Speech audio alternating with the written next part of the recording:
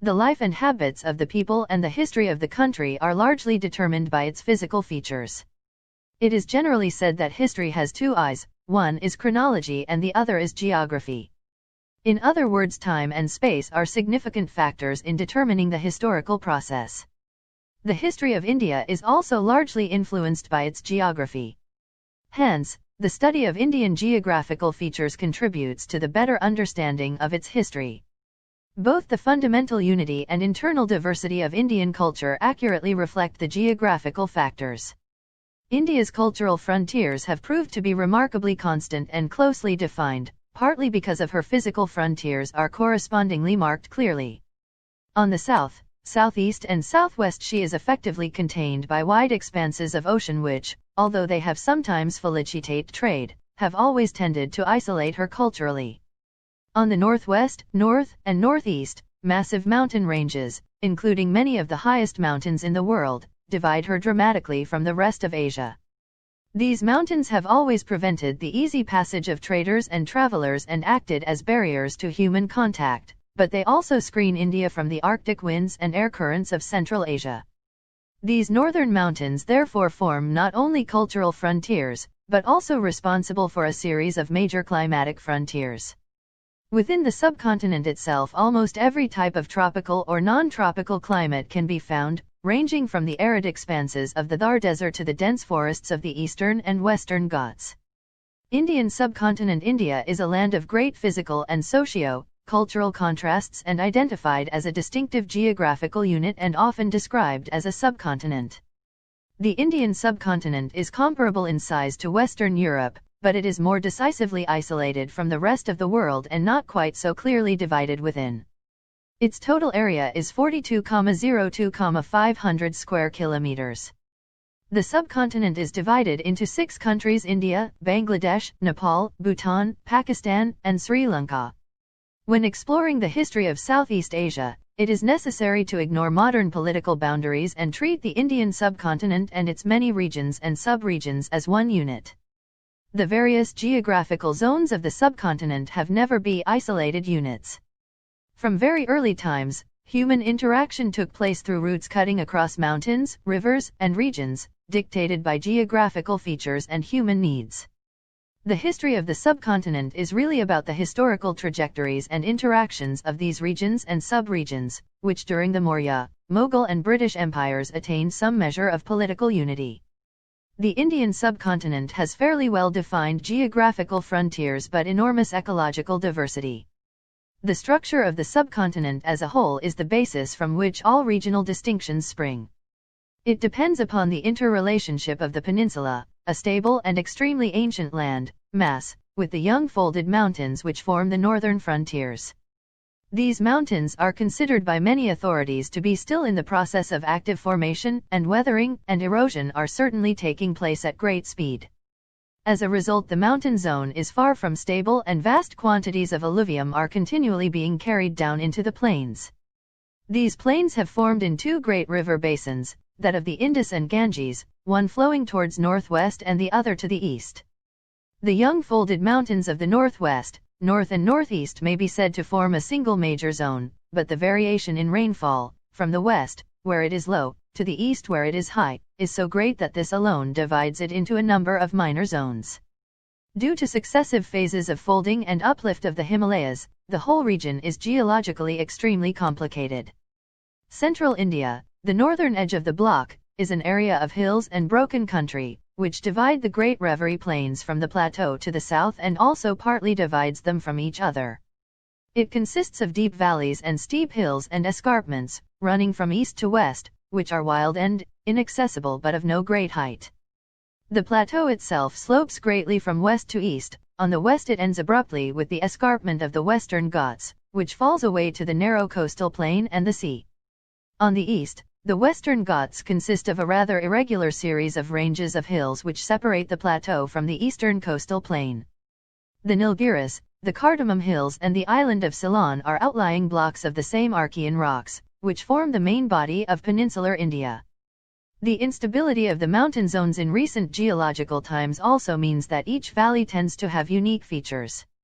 In human terms, such mountainous country lends itself to the development of many small distinct communities, each valley being a microregion, both in geographical and in human terms, whose habitants form largely a self-contained economic and cultural entity. Much of the area has a high rainfall, and the population is concentrated in the valleys.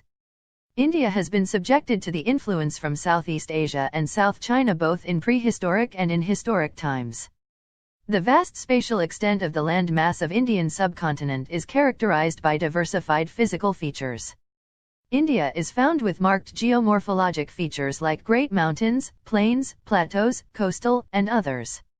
Broadly, India may be divided into 4 geographical components, namely, the Himalayas, the Indo-Gangetic Plains, the peninsular India, the coastal plains. These major divisions exhibit striking contrasts in structure, altitude, drainage, climate, soil, and flora and fauna. Himalayas on the north, Indian Ocean on the south, Arabian Seas on the west and Bay of Bengal on the east are the nature boundaries. India, being a vast country, has been divided into a number of states and union territories. While dividing the country into a number of states and union territories, the history and geography as well as cultural heritage and language have been taken into consideration. At present, India is a union of 29 states and 7 union territories. The population of India is more than 1.25 billion in 2015. The Himalayas, the Himalayan mountains, are situated on the north of India. Starting from the Pamir in the extreme northwest of India, the mighty Himalayan range extends towards the northeast. It has a length of nearly 2,560 km, with an average breadth of 240 to 320 km. It has many peaks. The highest peak of the Himalayas is known as Mount Everest, with its height being 8,869 meters. The Himalayas can be divided into the western, central, and eastern zones, each with their own specific characteristics. In no other country that mountain ranges shaped the life of the country so much than the Himalayas of India. The Himalayas affected the course of our history in many ways. They made India a separate geographical unit from the rest of Asia. Hence, India developed a distinct type of civilization and culture. It acts as a natural wall and protects the country against the cold Arctic winds blowing from Siberia through Central Asia. They stop the monsoon rising from the Indian Ocean and provide a lot of rainfall into India. Further, the rivers originating in the glaciers of these mountains resulted in the perennial flow of water, which ultimately had significance on the economic development of the Great Plains. It was considered a long time that the Himalayas stood as natural barrier to protect India against invasions. The western Himalayas have been the trade routes throughout prehistoric and historic times, and invaders have many times poured into India through these routes. Among the great routes from Iran into the plains of India, the Gomal Pass leading down from northern Baluchistan, the Bolan Pass leading down from the fertile region of Kandahar and the Quetta Valley, the Kurram River and the Khyber Pass leading from Kabul to the north, and the routes of southern Baluchistan through the river valleys of Kej and Dasht. These passes are situated in the Hindu Kush, Sulayman, and Kirthar ranges. These passes from the western mountains come down into the plains of the Indus basin of Sindh and Punjab. Many people came to India through these passes as invaders and immigrants. The Indo-Aryans, Indo-Greeks, Parthians, Sakas, Kushanas, Hunas, and Turks entered India through these passes. With trade and military conquests, all kinds of external influences have also come to India. The Swat Valley in this region formed another important route, where Alexander of Macedon came to India. Therefore, these passes in the northwest mountains facilitated trade as well as socio-cultural contacts between India and the Central Asia. The Himalayas are also known for having some beautiful valleys like Kashmir, Kulu, Kangra, Kathmandu and others, and some famous hill stations. These beautiful valleys and hill stations have been attracting people from all over the world and promoted tourism. Indo-Gangetic Plain, the fertile northern alluvial plain of the Ganga and its tributaries, is another major geographical zone of the subcontinent. The Indo-Gangetic Plains are spread in intervening space between the Peninsular Plateau and the Himalayan mountains. The rivers rising from the Himalayas brought an immense amount of detrital material and deposited it in this depression. The deposition of the alluvium, that is fine silt, throughout the Pleistocene period up to the present has led to the formation of a great plain. The Great Plains are named after the two major Himalayan river systems, the Indus and the Ganges, which drain the entire plain covering an area of 7 lakh square km. These plains constitute one of the largest degradation surfaces in the world. Larger share of the northern plains of India is constituted by Ganges and the Brahmaputra rivers. The Ganga River rises in the Himalayas, flows south, and then east. The Yamuna River flows almost parallel to the Ganga and then joins it. The Ganges plains fall into three regions, the Dub of Ganges and Yamuna rivers in the west, corresponding to Uttar Pradesh, the central region corresponding to Bihar, and the eastern region consists of the Ganges, Brahmaputra Delta and its hinterland, Bengal. The first two regions have supported city life and had been centers of trade and culture of North India since the time of Buddha in 6th century BCE. The river Brahmaputra rises beyond the Himalayas and flows across Tibet and then through the plain of northwestern India. The Indus River and its major tributaries are the Jhelum, Chenab, Ravi, Sutlej, and Beas. The 5 rivers of Indus and their tributaries flow across a vast alluvial plain from their source in the Himalayas, carrying water from the melting snows and monsoon rains. The bulk of the Indus basin falls within the territory of Pakistan, leaving a small share of Punjab, Haryana plains in India. The region of Sindh and Punjab, which enjoys a higher rainfall and good irrigation facilities, has produced the Harappan culture consisting of 2 major cities of Harappa and Mohenjo-daro and other important sites during the 3rd millennium BCE. The Thar Desert and Aravalli Hills are situated in between the Indus and Gangetic plains. Thar Desert is the largest desert of the Indian subcontinent, covering an area of 2,00,000 square kilometer. It occupies much of the Rajasthan and part of Haryana in India and a fringe of Pakistan. Mount Abu is the highest point of 5,650 feet in the Aravalli Hills. The Vindhyan ranges separate the northern plains from peninsular India, while the Aravalli divide the Thar Desert from central India. The Indo-Gangetic Plains were the pivot of Indian history and culture. Its effects are as follows. It is on the banks of the river Indus that the famous Indus Valley civilization flourished. The Vedic culture prospered in the western Gangetic Plain. The post-Vedic literature was mainly based on the use of iron, thrived in the middle Gangetic Basin. The lower Gangetic Valley and North Bengal really came to limelight in the age of Guptas. The Brahmaputra Valley covering Assam gained importance in early medieval times. The rivers served as arteries of commerce and communication. The importance of rivers for communication continued till the time of the East Indian Company.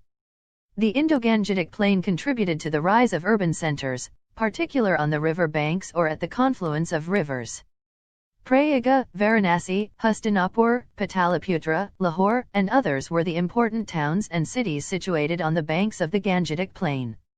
The city of Pataliputra, situated at the confluence of the Sun River with Ganges, had remained the cradle of great empires like Mauryas, Sungas, Guptas, and other kingdoms. The prosperity of the basin attracted the foreigners to conquer India from the time of Aryans to Mughals. Most of the decisive battles of Indian history such as Kurukshetra, Tarayan, Panipat, Plassey, and Buxar were fought on this soil. The peninsular India. The peninsular plateau is situated to the south of Great Plains, covering an area of 16 lakh square km. This plateau constitutes the largest physiographic component of the country. The peninsular is an old and relatively stable geographical formation. Its landscape is marked by plateau, plains, and fertile valleys of rivers. The peninsular plateau can be broadly categorized into central highlands, the Malva Plateau, the Deccan Plateau. One central highlands passing from the plain of the first escarpment of the Vindhya Hills. One may move into a different world. Central India consists of a wide, fattened triangle of hilly country. The hills are nowhere very high, but they are steep and broken with many escarpments and intersected by precipitous valleys.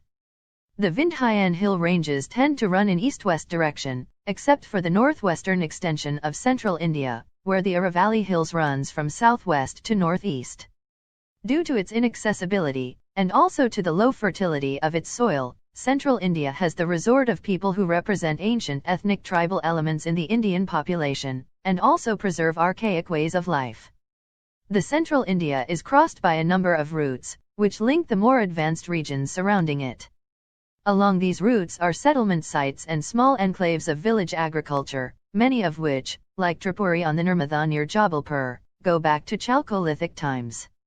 The Malva Plateau, with its two major rivers Narmada, Tapti, lies between the Aravalli and central Indian mountains. In between the Indus and the Gangetic systems in the north and Vindhyan mountains on the south lies a vast stretch of land, which is divided into two units by the Aravalli Hills. The area west of Aravalli is covered by Thar Desert, although a part of Rajasthan also lies in this region. Settlements of the Chalcolithic period have been distributed there, and it is regarded as a separate sub-region. Its geographical position also means that it must have played an important role in the interrelationship of the Harappan culture with the Chalcolithic cultures of other regions, both to the south and the east. The plateau stretches further to the west, but it cuts across by the sandy and rocky deserts of Rajasthan. The eastern part is known as Bundelkhand and Bijkhand in southern Uttar Pradesh. In the South Bihar it is called Chota Nagpur Plateau. On the east the Chhattisgarh Plain is another region contained within the forest belt of central India and consists of the fertile basin of the Mahanadi. The plain, which is surrounded by broken forest country, is almost entirely covered with paddy fields augmented by canal and lift irrigation.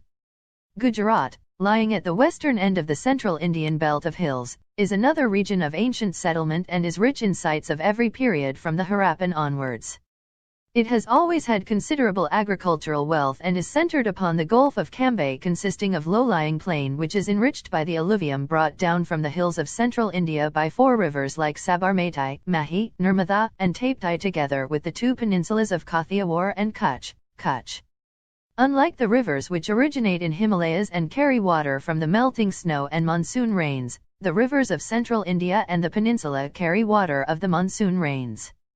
As a result of its sheltered position on the Gulf of Cambay, it always had a number of seaports through which both coastal and external trade have passed. The famous Harappan site of Lothal and other sites are located in this plain. Therefore, since ancient times Gujarat has been famous for its coastal and foreign trade, and its people have provided to be enterprising traders. Orissa at the extreme eastern end of the central Indian hills includes the coastal plains to the southwest of Ganges Delta and the delta of Mahanadi, together with their hinterland which extends back into the hills of central India and in the eastern Deccan, as far south along the coast as Mahendragiri. Isolated from the outside world between the hills of central India and the sea, it has remained socially and economically backward and is regarded as a separate minor region within central India. To the Deccan Plateau, the Great Indian Peninsular Plateau, also known as the Plateau of the Peninsular India, is a vast plateau comprising most of the southern part of the country. The Vindhya and Satpura mountains along with Narmada and Tapti rivers form the great dividing line between northern and southern India. The plateau of the south of the Vindhya mountains is known as Deccan Plateau. This plateau is a very old land surface sloping gently from west to east, with mature graded rivers. The Deccan Plateau, formed by the lava flows from very ancient volcanoes, constitutes the dominant part of the peninsula. All these rocks are easier to cut into, and we find a number of rock-cut monasteries and temples in the Deccan. The Ghats with flat summits provided excellent opportunities to build hill forts. The Deccan Plateau is flanked by the Eastern Ghats and Western Ghats. The Coromandel coast stands between Eastern Ghats and the Bay of Bengal. The Western Ghats runs along the Arabian Sea, and the land between these are known as Konkan up to Goa and beyond that as Kanara. The southernmost part is known as Malabar Coast. The passes in the Western Ghats like Janur, Kanheri, and Karl linked the trade routes of the western ports. In the southern end remains the famous Palghat Mountains. It is the passage across the Ghats from Kaveri Valley to the Malabar coast. It is an important trade route for the Indo-Roman trade in the ancient times. In the north and northwestern part of Deccan lies the Maharashtra Plateau. It is made up of a lava flows or the igneous lock called basalt, which is a typical characteristic feature of Deccan trap topography. The corresponding section of the western coastal plain is included as the part of the state of Maharashtra, but it is totally different and ecologically too small to form a separate political unit. It provides Maharashtra with ports, making the whole a more viable economic and administrative unit. The Kannada-speaking present state of Karnataka was a part of the Deccan Plateau. A section of the Western Ghats and the western coastal plains are included in the plateau. 1/3 of Eastern Plateau is predominantly a granite region, but it has somewhat higher rainfall than any of the western parts. Major dynasties like Badami Chalukyas, Rashtrakutas, Kalyani Chalukyas, Hoysalas, Vijayanagara rulers, Bahmanis, Adil Shahis, Baird Shahis, and Mysore Waidyars have left behind them magnificent monuments to testify the glory of the area. Andhra, a part of the Deccan Plateau, includes a number of sub-regions, particularly in the eastern Ghats and other hilly tracts, each with its own character. In the wilder parts of Andhra also a number of tribal groups are found, such as the Chenchas of the lower Godavari hills, some of whom live only by hunting and gathering. This region was ruled by major dynasties like the Satavahanas, Eastern Chalukyas, Kakatiyas, Vijayanagara kings, Gajpatis of Orissa, Kutubshahis, Asafjais. The Deccan Plateau breaks down into isolated blocks of hills in the extreme south, the chief of which are the Nilgiris and the Cardamom Hills, which still partially divide the eastern and western coastal plains. The eastern coastal plain, which widens out towards the south, together with its immediate hinterland, forms a separate lowland region, known as Tamil Nadu. The western coastal plains also widen out to form a separate region which has much in common with the Tamil Nadu. This is known as Malabar, and it now forms the state of Kerala. Both Tamil Nadu and Kerala are heavily populated like the Ganges Plains. The two states are primarily rice-producing, but also grow considerable amounts of millets, pulses and other crops. Kerala also produces pepper and spices, which have been exported to the west since Roman times through the ports. The region was ruled by major dynasties like Cheras, Pallavas, Cholas, Pandyas, Nayaks of Madurai and Tanjore, Arcot Nawabs who have contributed several magnificent monuments to the art and architecture at several places in both these states. The Kaveri Delta constitutes another distinct geographical zone in the south. It became the seat of power for Cholas. The rivers make the plateau into fertile rice-producing soil. The major rivers of the southern peninsula are Mahanadi, Krishna, Godavari, Penna and Kaveri. Throughout the history the region between Krishna and Tungabhadra, Raichur Dub, remained a bone of contention between the major kingdoms of south. A number of towns and ports flourished in these plains in the beginning of Christian era. The Deccan Plateau is flanked by the coastal plains of varying width all along the Arabian Sea and the Bay of Bengal. The long coastline of southern peninsula provided the opportunity to carry brisk maritime activities with Southeast Asian and Roman countries. Apart from trade, they spread Indian art, religion, and culture in these parts of the world. The impact of geographical factors like mountains, rivers, forests, plains, rainfalls, weather, different cultures of various regions have deep influences on the history of India. The people of each of the regions of India have their own character, which is as clearly marked as constant as that of the country in which they live. Naturally, their character derives largely from the country, and their mode of life in it, which has developed over the course of time as they discovered ways of making their living from the resources it offered. Many features of such regional culture, therefore, are clearly related to practical day-to-day needs, and to the materials locally available. Anyone who travels in India will quickly become aware of those cultural differences, many of which have great force and vitality and which leave one in no doubt when one passed a regional frontier. There are not only changes in the countryside, but the dress and bearing of the people is different, and frequently their language too. For many but by no means all geographical and cultural frontiers correspond with linguistic frontiers. Although most regions had well-defined natural frontiers, not every region possessed the resources necessary to keep life going. Therefore, from prehistoric time onwards the common need for metals and other resources had produced a network of interactions between the regions of the country. The exploitation of natural resources of the country had an important bearing on its history. The early human settlements are naturally found in India in the hilly area and those river valleys which are situated between the hills. Each one of the areas bounded by rivers and in some cases by mountains, and sometimes identical with deltas and plateaus, constituted a political and administrative unit in which different ruling dynasties rose and fell. On account of difficult communication in a vast country and the defensibility of the natural frontiers, it was not easy for the ruling class of one region to establish its rule over other regions. In course of time every region grew into a distinct culture unit having its own style of life and language. From the point of view of the archaeologist, the different regions of India have twofold interests. Firstly, many of their distinctive features are capable of being traced back in time, and the development and the differentiation of regional cultures is the very stuff of archaeology.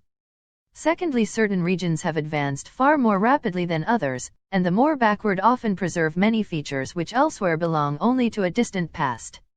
Summary: the geographical features of India, consisting of mountains, forests, rivers, deserts, plateau, plains, thick forest cover, crops, people with different cultures and traditions, have established deep roots on the political, social, and religious history of India right from the prehistoric times to the present days.